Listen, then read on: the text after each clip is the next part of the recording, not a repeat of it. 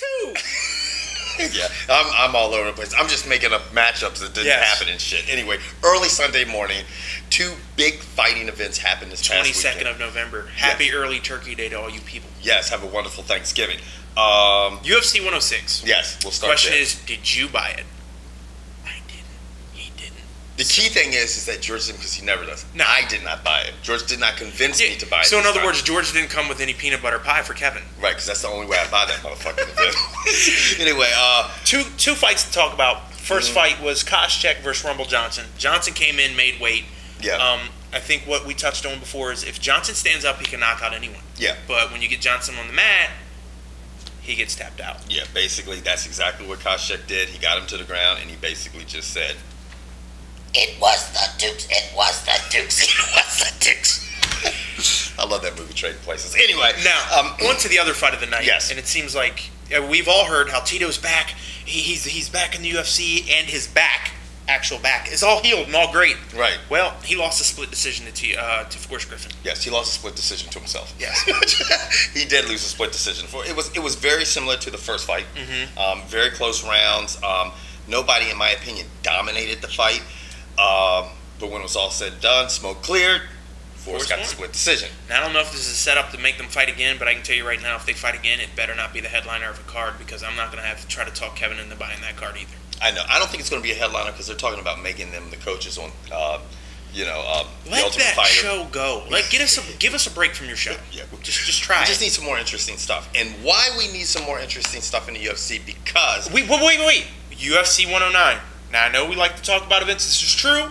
You guys save your pennies because we're going to get to see Mark Coleman and Randy Couture fight. I am not making this up. The winner gets some denture cream and an AARP card. That's the most ridiculous shit I've ever James, heard. please roll a disclaimer. I don't care, dude. I'm not knocking either one of you two as a fighter. 10 years ago, that'd been great. Brock Lesnar. There's probably about 51 MMA fighters we have to avoid now, so I don't get killed by your retardedness. Care, is that politically correct, retardedness? Now, on to the real fight this weekend. Yes. People have said it, and I never understood why MMA guys and boxing guys and everybody says this is dead, this is taking over. Boxing is not dead. Yes, Big Ragu. I'm one to eat some crow. Boxing's not dead. Yeah, boxing has put up some humongous numbers. Humongous numbers. They've had over 2 million, two events that had over 1 million pay-per-view buys in the same year. That has not happened since 1999. Another promotion can't do that. The Super 6, which is currently going on, is really getting a lot of attention. Last night, Andre Ward fought Mikkell Kessler. Mikkell Kessler was the heavy favorite. He was the heavy favorite for the Super 6. Whole boxing event that's taking place over the next 2 years. And Andre Ward, Andre Ward came in and said, "No, I don't care if I haven't fought anybody that's worthy or anything. I am fucking you up tonight." And he boxed him, and the boxer turned into a fighter, and that's what he said he was going to do. He anytime he got in trouble, he kind of held on, but he stuck him when he let go. He fought a great boxing match. The fight was stopped because they butted heads, and it cut open his eye. I mean, there was a lot of headbutts during the course of the fight, which is that's what happens when you get two guys who stay in close and do a lot of clinching. Yeah, and they stopped it, but maybe I should be a boxer. Oh, shorty, because if you hit somebody with that head, shorty, you could. I mean, if you were ahead on the scorecards, they wouldn't stand a chance.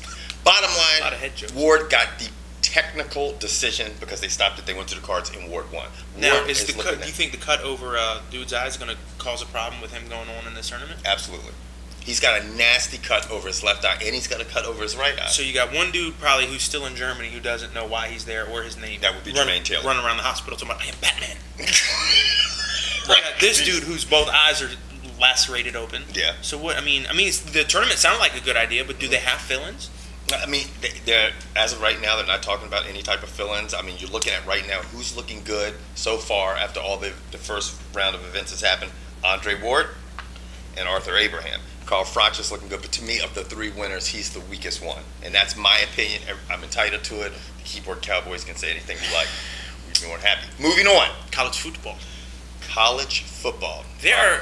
Kevin and I are done doing scores. We're going to talk about the relevant topics and things that we deem controversial or things you want to hear, because you don't want to hear us talk about scores. Yeah, because you already know the scores. Right. You motherfuckers know the scores, son. So that leads us into next week's big game, Oregon versus Oregon State. Bragging rights for the state, but on top of that, the winner gets a trip to the Rose Bowl to face Ohio State. hats off to Ohio State. You guys Yes. have turned your season around. I've been hard on Pryor all season long, but it looks like he's starting You've been to on right that Pryor's ship. ass. That's what you said last week. Right. You said you're on Pryor's ass. So? You scared the shit out of me because I don't want you on my ass. It's what you weren't saying last night. Anyway, so Wow. So go ahead. that's one of the big headlines. I guess your next big headline has to be what's going on in South Bend. Yeah. It's bad, dude. You cannot lose at home to Connecticut in overtime. I told Kevin before the show started, kids who want to go to, and I'm not knocking Connecticut's program, you guys have done a tremendous job. Right. Kids who want to go to Notre Dame to play football, if they don't get to play football there, their second choice is not Connecticut. Right. It is just not. That's a fact. Right. You beat Connecticut purely on your talent. Yeah. That's what's supposed to happen. You don't lose to Connecticut at home by 3 points in overtime. That is absurd. It is absurd. Well, let me ask you something. Speaking of wins and losses and anything, how did you feel like when, it was senior day, if you notice, and as the... fuck that. No, let me finish. Did you feel bad for Charlie Weiss No. when he was crying for his senior? Fuck no. Do you think Why? Do you think he was crying for his senior? Do you think he was crying for He's his senior? crying because he's like, there goes my paycheck. I'm not going to get paid anymore. You're not going to get hired in the NFL. You're not going to get hired in college. Get a jump rope, lose some weight, come back to someone else. Change your name. He could take out Valerie Bertinelli's spot and be the Weight Watchers person. Hey, I heard there's a spot on American Idol. Maybe he can go judge dancing. That's right. Or singing, But since they sing. College football, pro football, unless he's going to come back in the NFL as some type of coordinator, Right. You're pretty much done. Now, moving on to more college coaches that are in the Are spotlight. you sure you don't want to talk about Nebraska's big one real quick? Oh, yeah, you know what, man? I'm looking out. Nebraska, the Big 12 North, they did it. Yeah. By fucking up Kansas State yesterday. I'm happy because, right now they've only got 3 losses in the year. It's been a while since I've waited for them to go. Now they're going to face Texas. Right, that's what I was going to get at. Which is basically just... Hey, good job. Oh, cool, you guys won the Big 12. Nice Guess who you have to play now? So, anyway, we, of course, being a Cornhusker fan, I'm praying... And I'm right there for with that. the upset. Won't happen. That would be great. Your boy Mangino. Wow. He's got now... Mangino? Yeah. Well, sticking in the Big 12. Yeah. Mangino? Manhujo. Right. Sticking in the Big 12, and there's a big problem in Kansas. Yeah. And here's your problem.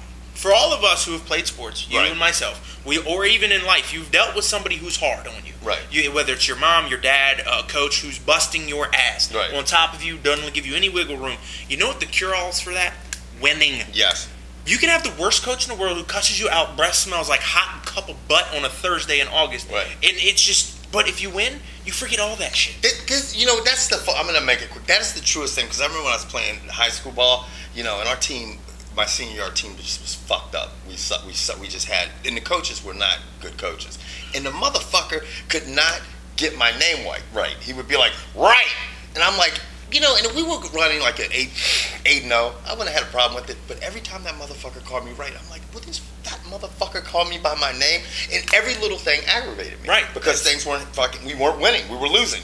And what we're getting at is Kansas won their first 5 games. Looked strong, playing all your out-of-conference games. Y'all motherfuckers stepped into the Big 12 and got y'all dicks handed to you. They went from 5-0 to 5-6. And now you'll have to play Missouri at a neutral location. And it's winning. You went from 12-1 to, I think, 10-5, or you lost 5 games last year. Right. And now you're basically fighting to be 500.